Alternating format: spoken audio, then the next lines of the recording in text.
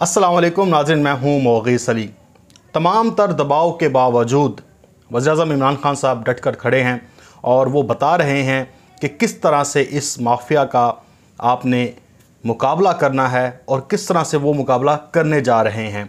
ये बात तय हो गई है कि 3 अप्रैल को पाकिस्तान में वोटिंग होगी, यानी कि नो कॉन्फिडेंस मोशन जो इमरान खान साहब के ख़िलाफ़ आई है कौमी असम्बली में 3 मार्च को उसकी वोटिंग होगी। लेकिन गुज़िश्ता 24 से 36 घंटों में बहुत ही अहम वाक़यात हुए। क्या क्या वाक़यात हुए उसके ऊपर थोड़ी सी टाइमलाइन है, वो आपके साथ शेयर करनी है। इमरान खान साहब का ख़िताब भी है, नेशनल सिक्योरिटी मीटिंग जो थी उसके ऊपर बात भी करनी है, फिर एक बात सलीम साफ़ी के हवाले से और कुछ और बुक्स से बड़े जो सहाफ़ी हैं उनके हवाले से बात भी करनी है। पहले शुरू कर लेते हैं। आज कौमी असम्बली का इजलास हुआ, वहाँ पे वक्फा सवालात था।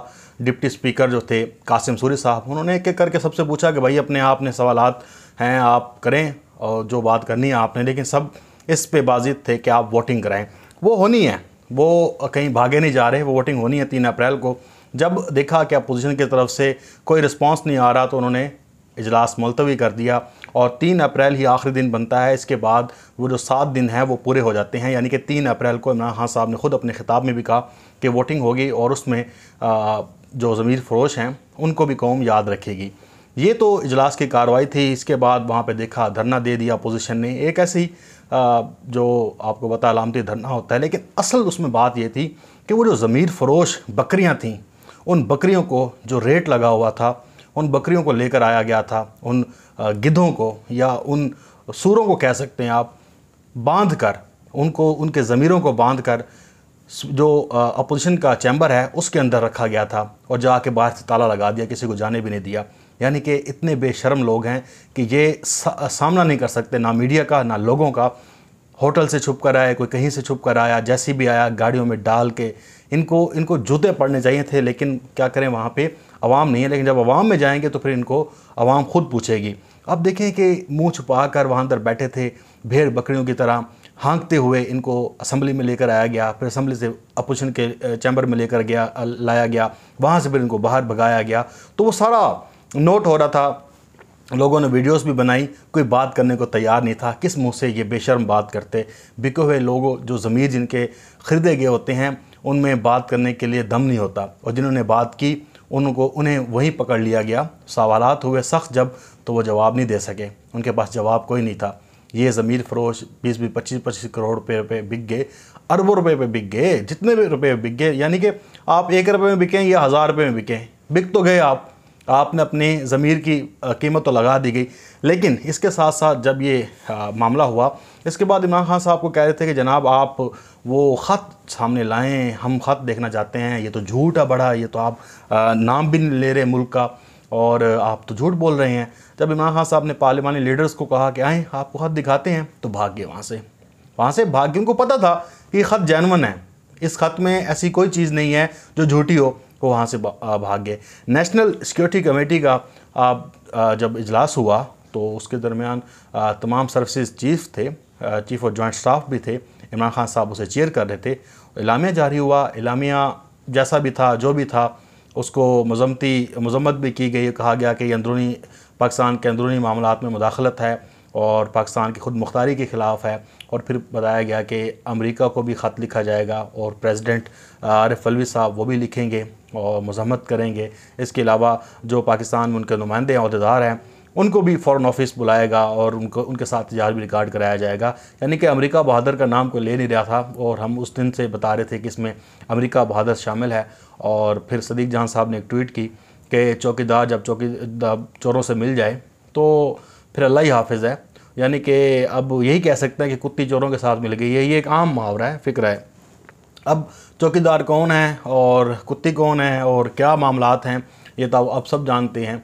और इसके साथ कुछ और बातें हैं वो आपके साथ करनी है। ये तो हो गई नेशनल सिक्योरिटी काउंसिल की मीटिंग हो गई, वहाँ पे मजम्मत भी हो गई और इस ख़त की जेन्युइन होने का इतराफ़ भी कर लिया गया, सब कुछ हो गया। अब आ जाते हैं अपोजिशन की तरफ। जो अपोजिशन नंबर लेकर आई हुई है और वो कह रही है कि हम इमरान खान साहब के ख़िलाफ़ जो हैं वो वोट ऑफ नो कॉन्फिडेंस लेकर आएंगे।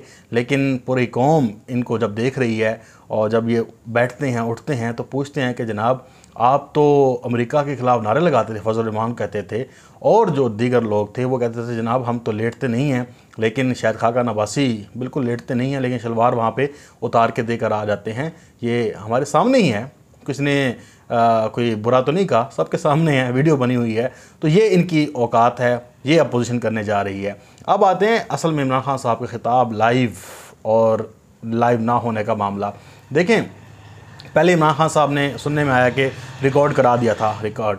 उसके बाद क्या हुआ कि इमरान खान साहब ने कहा कि नहीं, अब मैं रिकॉर्ड ख़िताब नहीं करूँगा, मैं लाइव करूँगा, क्योंकि कुछ लोग उन्हें बता रहे थे कि जनाब आप कोई ऐसी बात ना करते हैं जिससे मसला खड़ा हो जाए। तो इमरान खान साहब ने कहा कोई मसला नहीं है, मैं तैयार हूँ। और हमें शक ये भी था कि शायद लाइन कट जाए और उनका ख़िताब नशर ना हो सके, लेकिन इसके लिए पाकिस्तान तहरीक-ए-इंसाफ ने ये इसका हल निकाला कि उसे लाइव फेसबुक पर शेयर करने का ऐलान किया।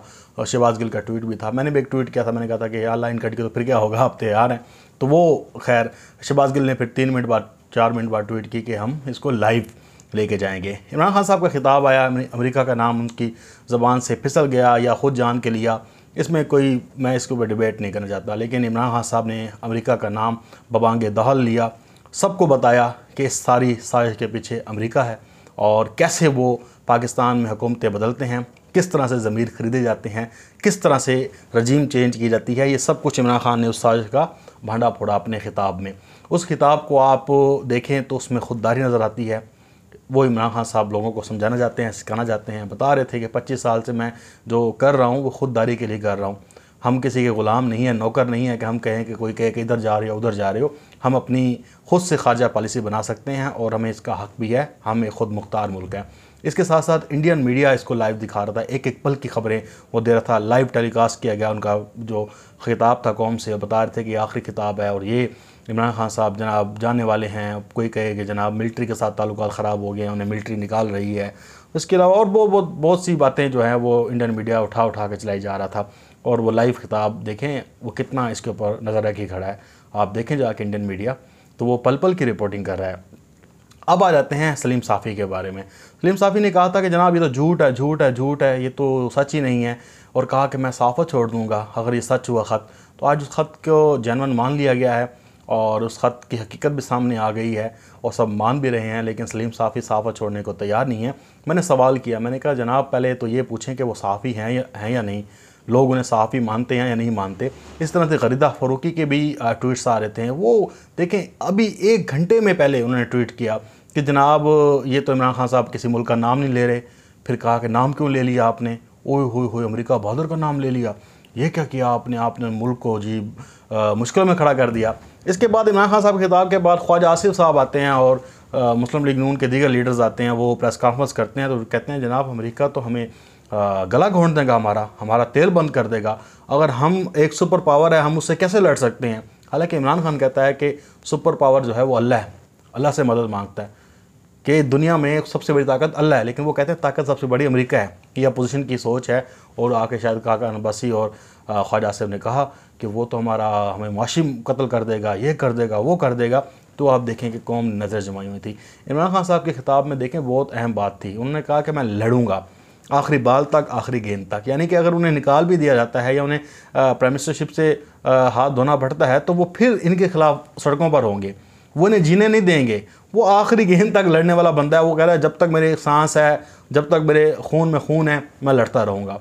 तो यानी कि ये मामला भी यहाँ पे ख़त्म नहीं हुआ। ये इनकी 1 साल 2 साल की हुकूमत है, इसके बाद फिर इन्होंने लड़ पड़ना है और इसके बाद मामला आपके सामने होगा। ये ज़्यादा देर तक नहीं चल सकते, क्योंकि जिस तरह से हुकूमत करने जा रहे हैं या लेकर आ रहे हैं, ये साथ चलने वाले नहीं हैं। ये नेचुरल इनका इत्तेहाद है ही नहीं है, अननेचुरल है। तो किसी सूरत में ये आगे सर्वाइव नहीं कर सकेंगे। तो इमरान खान साहब ने जो ज़मीर फ़रोशों के बारे में कौम को बताया, कहा कि जनाब आपने लकीर खींच दी है खान साहब ने कि ये ज़मीर फ़रोश हैं, ये वतन फ़रोश हैं, और ये जो इस साइड पर खड़े होंगे वो आपके सामने उन्होंने पाकिस्तान के साथ गद्दारी नहीं की। आप पैसों के लिए माएँ बहनें बेच देते हैं, यानी कि आप पैसों के लिए सब कुछ करने को तैयार। जब आपने ज़मीर बेच दिया तो फिर हर चीज़ बेच दी ना, ये अंडरस्टूड सी बात है। तो खान साहब का ख़िताब बड़ा ही अहम तरीन था। उन्होंने कौम से अपने दिल की बातें की, एक बैरूनी साजिश का पर्दा चाक किया। खान साहब के मुंह से अमेरिका का लफ्ज़ भी निकल गया और अमेरिका इसमें शामिल है, सब कुछ उसने किया है और ये पूरी कौम जानती है। तो ये सूरत हाल है इस वक्त। 3 अप्रैल को देखते हैं कि मामला क्या होता है, लेकिन मैं क्योंकि सीधी बात करता हूँ और कोई ऐसी लगी लिपटी नहीं है। मामला इमरान खान साहब के हाथ से निकल चुके हैं, बहुत दूर जा चुके हैं। कोई मुआवजा हो तो कुछ हो सकता है, अदरवाइज़ सर्वाइव करना बहुत मुश्किल है, बहुत मुश्किल है। अपना बहुत सारा ख्याल रखिएगा, मुझे अपने दुआओं में याद रखिएगा। पाकिस्तान जिंदाबाद।